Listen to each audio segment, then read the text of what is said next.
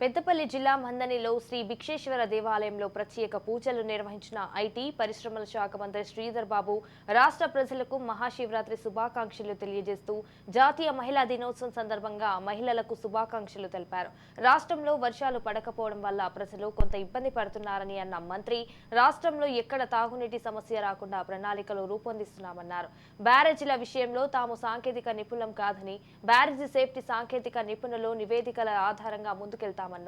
రాష్ట్ర రైతులకు ప్రభుత్వం ఎప్పుడు అండగా ఉంటుందని అన్నారు. అనంతరం వేలాల జాతర ఆర్టీసీ బస్సును మంత్రి ప్రారంభించారు.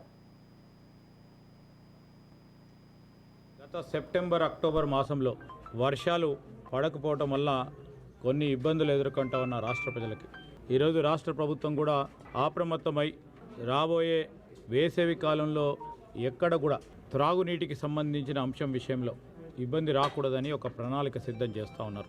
రాష్ట్రానికి సంబంధించిన మా మహిళా సోదరిమణులందరికీ, అక్కలకి, చెల్లెళ్ళకి, అమ్మలందరికీ కూడా ఈరోజు మహిళా దినోత్సవ సందర్భంలో వారికి కూడా ప్రత్యేకంగా శుభాకాంక్షలు తెలియజేస్తా ఉన్నాం. మేము సాంకేతిక నిపుణులం కాదు. సాంకేతిక నిపుణులు ఏ విధంగానైతే వారి సలహా సూచనలు ఇస్తారో, మొన్న ముఖ్యమంత్రి గారితో పాటు భారీ నీటిపారుదల శాఖకు సంబంధించిన మంత్రి గారు స్పష్టతతో చెప్పినరు.